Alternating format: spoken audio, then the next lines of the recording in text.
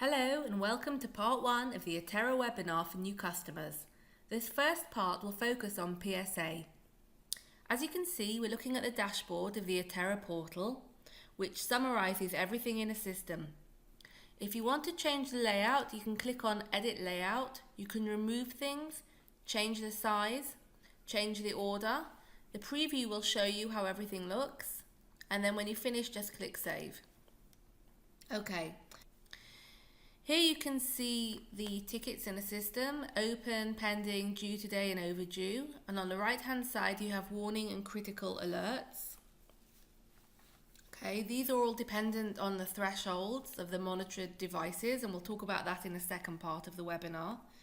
Here you can see the alerts of the customer and recent alerts. Here we have the online backup service summary, desktop summary, remote devices. Urgent and overdue tickets, service status, more information on tickets, activity, average per customer. Here we have unassigned tickets, and you can assign it here and now from the dashboards. And dissatisfied customers.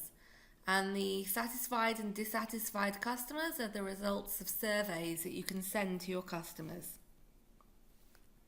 Okay, let's start off by adding a customer. So we'll go up here and click New Customer. Let's give the customer a name.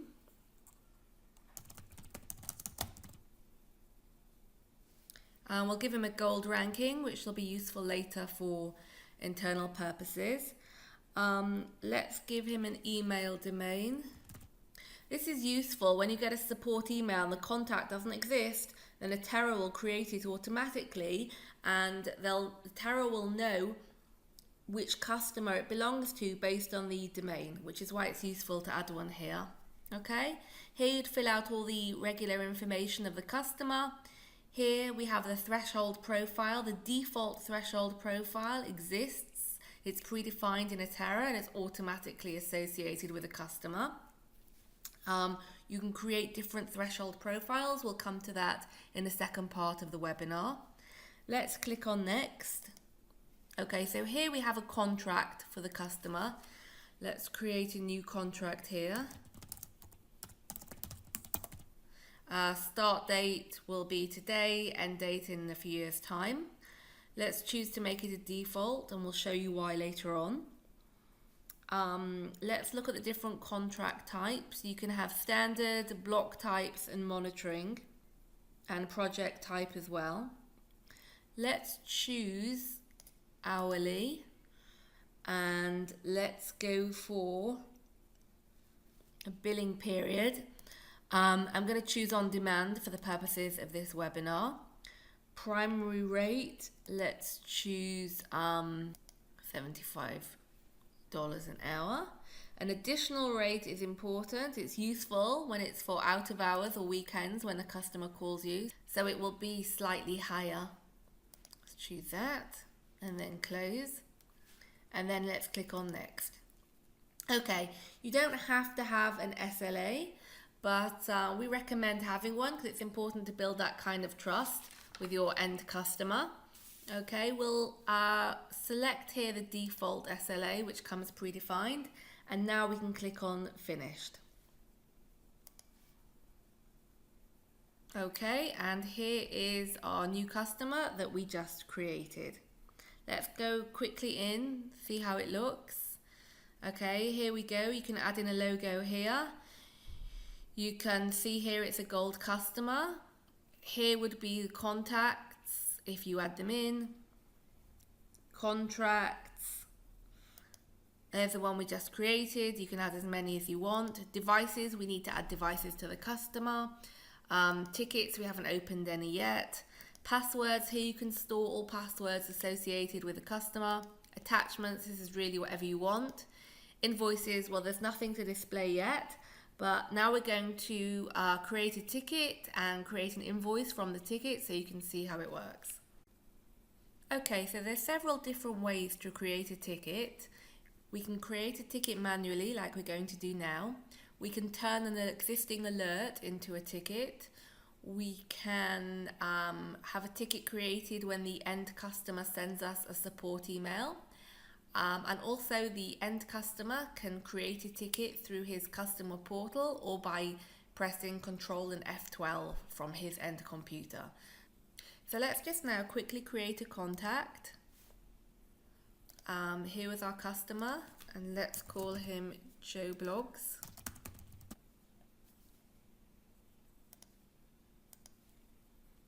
Okay, so now we've created a contact for our customer. Let's look at creating a ticket. So we're going to click up here, click New Ticket. We're going to search for the contact that we just created. His name is Joe Blogs. He has a test contract that we created earlier. Ticket title, why is the printer not working? Technician, priority, impact, ticket type, product family. Let's go for printers. And then in the product itself, we'll go for Canon. I'll write a description here. Customer says that the printer is not working and they need it fixed ASAP. Okay, here's the ticket creation time, and I'm going to click on Save.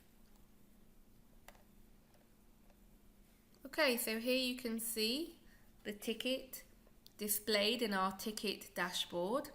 We have the number for the ticket, we have the name of the customer, the name of the contact person, the name of the technician, priority and impact.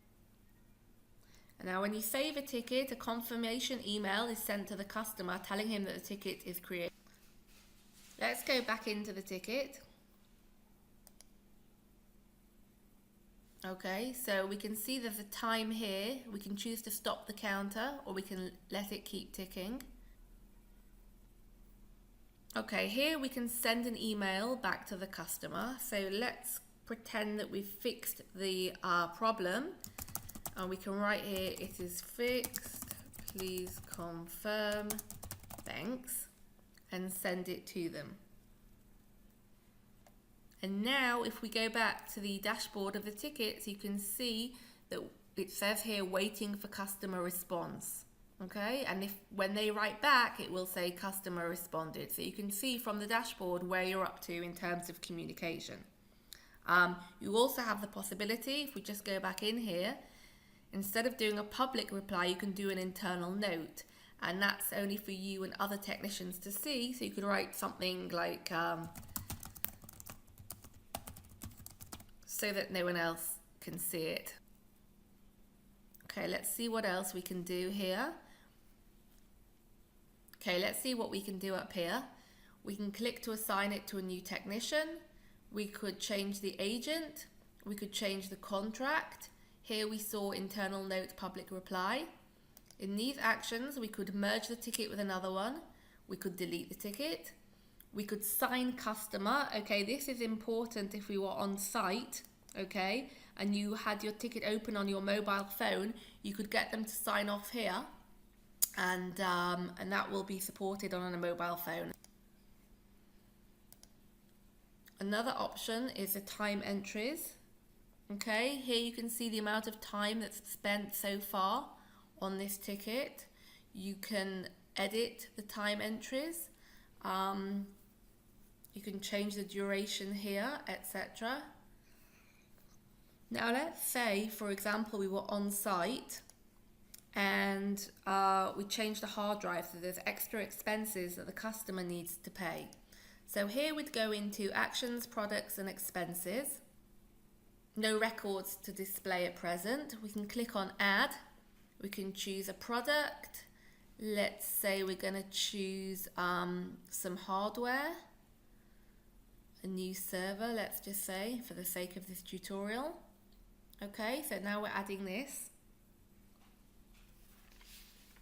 And let's choose to add an expense as well. So let's click on Add Again, Expenses. Let's choose, I don't know, let's say we paid $50 for parking. And we'll add that as well. So now we have these two extra items and we can click Close. Okay, great.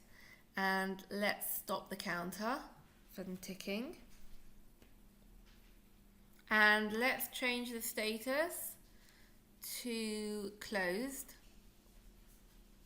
or resolved, but let's just do closed. Excellent, and we'll click update.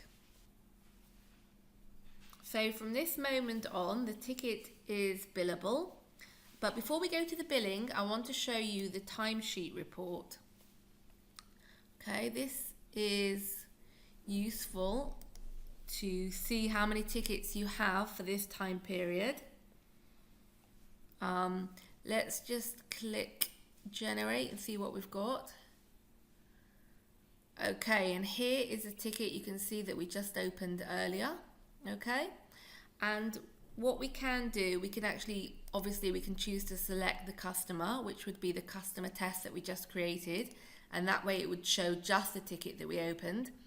We could export this to Excel or PDF, and if we wanted to, we could send this to the customer so they could see the information as well. And what a lot of users are doing actually is that they're scheduling this report and they're sending it once a month, let's say at the very beginning of the month, and emailing it to the customer so that they get this information at the beginning of every month and they know what they're paying for. And every report we have can be scheduled, and we'll look a bit more at that later on. Okay, let's go back to the billing now. I want to show you how we can bill for the ticket that we just created. So we'll click on billing. Okay, and we are going to click on create new batch. And this is going to bring up all the contracts that are billable in my system. This is the one that we just created. And we're going to give it a batch name and click run. Okay, so now we've created it. Now if you have a customer with multiple contracts, they would also have multiple invoices. So then you could click on one invoice per customer. You can also choose to group the invoice lines by contract, ticket or time entry, but let's just keep this one simple. We'll click generate invoices here. Okay, you can view the invoice here. As you can see, this is an example of your invoice. That's what it says here, because we expect you to integrate this with your accounting software tool. Okay, let's just go back now and we will click on export. You can either do it through QuickBooks or through Xero, or you can create your own CSV, import it to whatever tool that you use. And that is how you do billing. Okay, that concludes the first part of the seminar.